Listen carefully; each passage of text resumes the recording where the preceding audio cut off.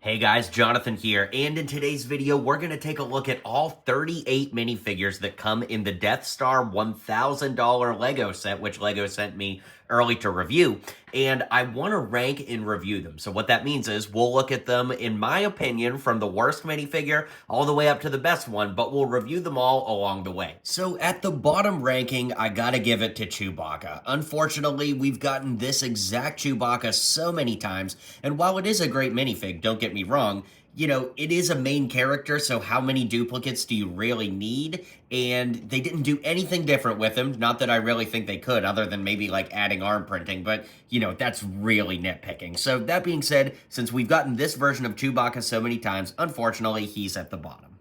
Slightly above Chewbacca is Princess Leia, and of course the reason Princess Leia is ranked pretty low is we've gotten this version of Leia many times in other sets, but I'm almost certain that every other time we've gotten her, she's had the printed skirt piece, whereas this time she has just regular white legs. I get why she needed that for like the play features of this set, like to be able to lay down in the cell block and all of that. Like, I do absolutely get it, but just on its own merit, it technically would be a downgrade of versions we've gotten in the past, so that's why she's ranked so low. Along those same lines, Stormtrooper Han and Luke are ranked next lowest, and the reason for that is because this Stormtrooper torso and legs have come on pretty much every modern regular Stormtrooper for the last several years. This Luke head and hair would be able to be obtained in other sets, and this Han head and hair would also be able to be obtained in other sets, but especially with Han, the downside here is it's actually a downgrade. In the diorama set from the Death Star trash compactor, we actually got a head that looked a lot more like Harrison Ford, whereas this head is just kind of become a generic head. It's used on pretty much all Han Solos at this point, but it's also been used on other figures, so for that reason, it's a little too generic for my taste, and I would consider Han Solo technically a downgrade, and Luke just kind of more of the same, which is why they're on equal footing and at this ranking. For similar reasons, we've got C3PO here, and this one is one of the ones that really rubs me the wrong way in this set, because of course he doesn't have side leg printing or even the doll molded legs, which I really think he should. For example, you can go to the Lego store right now and buy a $6 keychain that has a better leg print than the C3PO that comes in the $1,000 Lego Death Star. So clearly these pieces are still in production. You can get this as a minifigure without the keychain in the C3PO statue set. So for that reason, the fact that this is the most expensive Lego Star Wars set ever, and we're technically getting the least detailed version of C3PO on the market right now, it just bothers me a lot. The one thing I will say is it is a nice figure aside from the legs, and I do like it a lot, especially getting arm printing. It's one of the only figures in this entire set to get arm printing, which is why he is ranked a little bit higher than everybody so far, but still has to be ranked pretty low. Now, as printing goes, R2-D2 is absolutely phenomenal. Can't argue with that at all, especially because we get full dome printing and printing on the back, but we've gotten this R2-D2 in many other sets, so even though it is a super detailed figure, it's one that a lot of LEGO Star Wars collectors who are spending $1,000 on this set would probably already have by this point, so that's the explanation here. Now, Darth Vader is up next, and this is probably a surprising one because this is the Darth Vader with arm printing, and this is actually one of my favorite LEGO Star Wars minifigures of all time. But this exact figure has come in other sets before, and once again, in an $1,000 set, if you're buying this, you probably already have this figure, so since he's come in a lot of other sets, it does kind of detract the uniqueness in this set, despite it being one of my favorite LEGO Star Wars minifigs ever, and one of the most detailed to boot. Emperor Palpatine is up next, and he technically came in two sets, one of them being the Palpatine's throne room diorama, and the other was actually one of the paper bags that you get with magazines in Europe. So this figure has had a lot wider distribution than a lot of figures in this set, so because of that he's ranked a little bit lower, but honestly for me, this was the first time I got this figure, so it definitely packs a little bit more punch than some of the other repeats previously, but, it is one that people may have already. For similar reasons, Luke Skywalker is up next. I do think that this is a little bit better minifigure than the Palpatine one, though, just because this is the most iconic of Luke's Return of the Jedi looks, and of course, getting that hairpiece that has only been used on Return of the Jedi Luke is definitely a really, really nice addition here. I love that. And yeah, I think that this figure is great. And once again, I think this is the first time I've gotten this figure in this set too, because other than this, he only came in the Palpatine's Throne Room diorama set, which sadly I didn't get. But Palpatine's Throne Room is in this set, so I guess I kind of have it represented in my collection now. And ranked slightly above those two, we have Han Solo. Now, to my knowledge, the only time we've ever gotten this exact Han Solo was in the 2023 Yavin 4 set. Of course, that version had the medallion around his neck, but that was just an extra piece. So it is really nice to get this version of Han. It's not my favorite head for the Harrison Ford likeness, as we've discussed earlier in this video with the Stormtrooper version of Han. But if you didn't get Yavin 4, this very well could be the first time you're getting this figure in your collection, which I do think adds a lot of value, especially with him being a main character, but we have gotten so many versions of Han Solo in the past, yet weighing that again, we haven't gotten the A New Hope version of Han in many, many years, so that does add a little bit more uniqueness to this compared to the other figures, that while they have only been in one other set, it was a set that was offered not all that long ago, so, you know, my personal preference is weighing in here a little bit too. But let's move into some of the Imperial characters up next. Up next, we've got the 6 Stormtroopers that come in this set. They're not any different from any other Stormtroopers that you're getting in other sets, other than lifting the helmets up to see what the faces underneath may look like. But let's be honest, for the most part, the helmets are always going to stay on. So I really like these for army building, but, you know, they're not adding a ton new to the table like some of the other Imperial characters. So we'll just rank all 6 of these at the same level right here. Now, this is where the fun begins, because we do get a little bit of nuance with these figures. For example, the Imperial Navy Troopers we're looking at here, this figure on the right actually came in the Imperial Star Destroyer from a few years ago, whereas the figure on the left is all the same pieces except for a brand new headpiece. So technically, that headpiece would make this a new and exclusive minifigure, but in all honesty, one new headpiece on Army Builder minifigure isn't enough for me to get super excited about them. So while it is a really cool piece, and again, technically an exclusive minifigure, I kind of look at it with a little bit more nuance than that. I'm curious what you guys think, but either way, as army builders, these guys are really cool. I'm not a huge fan of the goofy helmets on these. They're very Star Wars, but compared to some of the other Imperials up next, I would rank these guys a little bit lower than the next ones. This is the Imperial Shuttle Pilot, a really cool minifigure and maybe exclusive to this. I actually think he is, now that I say that.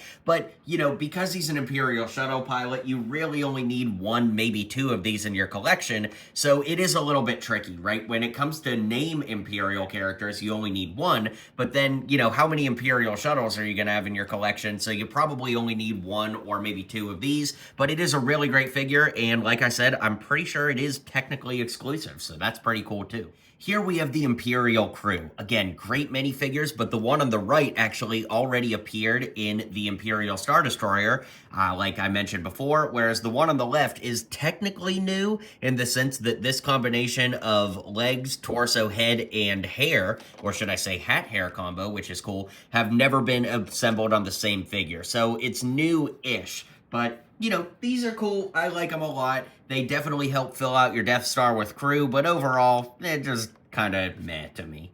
Here we have the Imperial Gunners, and I love these guys. The helmets are so cool on this, and then, of course, we get great torso printing front and back, as well as leg printing with hip printing, and we can lift them up to see some pretty unique heads underneath as well. Great for making customs, and I do really dig these quite a bit. Awesome figures and great inclusions, and since Imperial Gunners are a lot less common than any of the other figures we've looked at, they're definitely nice to get 2 for army building in this set. Very similarly, we have the Imperial Navy Officer. We get a, I believe, new torso here, and getting this hat hair combo with brown hair, whereas before we saw it with blonde. This one has appeared in other sets. I think this is the first time we're getting this hat hair combo ever, and seriously cool. I dig this one quite a bit. It's a great looking figure, and again, because it's a little bit more of an uncommon army builder, I like it all the more.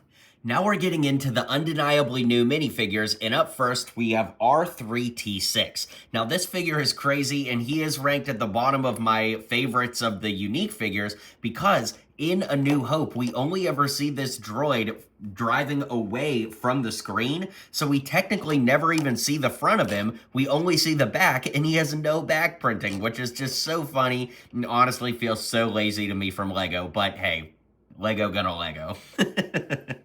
So this version of Luke Skywalker, of course, is his look from A New Hope, and we've gotten this many times in the past, but this minifigure technically is new with a brand new leg print with toe printing, as well as an awesome torso print, and, you know, a very good likeness for the hair and face for Luke Skywalker. This one is ranked a little lower on the new figures just because we've gotten so many versions of this exact costume in the past, but with this being, in my opinion, the best one we've gotten to date, he is still toward the top of all my favorite figures in this entire set.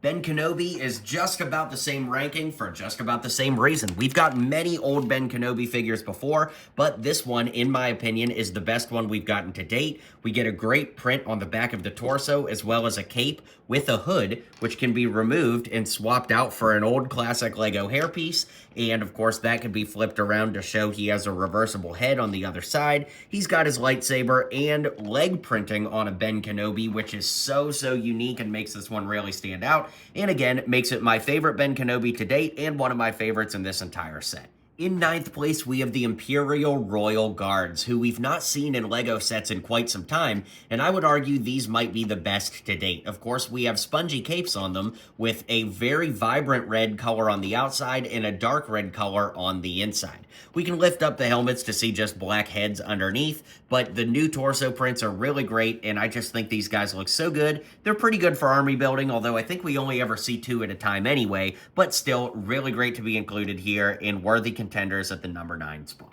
At number 8, we have the Imperial Dignitary, and this figure reminds me of the old Kenner Star Wars figures from back in the day, which is really cool. But the thing I love about this figure is, had he not been included in this set, I genuinely don't think we would have ever gotten him made as a LEGO minifigure, so the fact that they really dug deep and gave us somebody from the Star Wars archives, if you will, is really cool to me, and I love that. In 7th place, I've got Grand Moff Tarkin. This is an amazing minifig, and as far as the character of Tarkin is concerned, we haven't had him in a set since 2016, and aside from that, we've only got 3 different versions of Tarkin across all of LEGO Star Wars history, so getting him included here, and dare I say the best version to date, is definitely a cool inclusion and a worthy contender to hold the 7th place spot. Now this might be a little controversial, but I'm actually giving the 6th place spot to 2 minifigures at the same time. This is Admiral Modi on the left and General Tag on the right. The reason I'm having them split the 6th place spot is because I don't really know that I significantly like one minifig more than the other. I mean, both have reused hair pieces and new head pieces and brand new torso pieces and just regular, you know, gray legs. So I don't really know that one figure is significantly better than the other, but I love that both were included. And since even in the films, they have about the same screen time and significance, again, I really just, it would be splitting hairs to pick one more than the other, so let's just have them both share 6th place on this list. In 5th place, we have Colonel Yularen, and we've gotten him 2 other times, although technically he wasn't called Colonel in his other appearances, but still a really great minifig all around. He does have a reversible head here. Love that, you know, shocked expression there, and overall, I dig this minifigure quite a lot. Not much more to say, but yeah, Yularen is awesome here. In 4th place, we have 5D6 RA7, and as one of the only figures in this entire set to get leg printing and getting a very unique head mold here, I could not include this droid. It looks so good. It's great to build out your, you know, droid army, and it's kind of a protocol adjacent droid, so it looks really great, and I love adding a little bit more droid representation to this build, so definitely a good contender in this 4th place spot. In 3rd place, let's not choke on our aspirations, but we've got Director Krennic. Now, we've only ever gotten Director Krennic in one other set, and that was back for Rogue One in 2016. And since a lot of people will have missed out on that Krennic, it is so cool that LEGO put him here, and I also love the fact that he's represented. I mean, the Death Star was very much his achievement, not yours. And overall, I love this minifig, and I think they did a great job representing his likeness and bringing him back after all these years. At number 2, I've got Galen Erso, and the thing I love so much about the Galen figure is, again, if it wasn't in a Death Star set, I really don't know when or how we would ever get an official Galen Erso minifig from LEGO, and the fact that his accessory is literally the Death Star plans makes it so incredibly cool, and I love this one so much. I'm really glad LEGO included him because because, you know, even if it was against his will, the Death Star is a part of his character's legacy, and having him here just feels right. And in first place, I've got the Hot Tub Stormtrooper. This takes me back to all the hours I'd spent playing the LEGO Star Wars video games growing up. I absolutely love this, and the fact that he has dual molded legs with printing on them and a unique, body here, having a little bit of a tan going on. It looks really great, and I just love that LEGO did this, and I hope we get more kind of meme inclusions like this in Marvel and other future themes, because I just love this kind of humor in my LEGO sets. But with that being said, we've ranked and reviewed every figure, so let's zoom out and call it a day. All right, guys, well, let me know what you thought of this video, and let me know what you think of the minifigures. Of course, I have a full review breaking down the entire Death Star on my channel now, if you want to check that out. I'd appreciate the support. Let me know what you think. Hit like and subscribe, and I'll see you guys on the next video.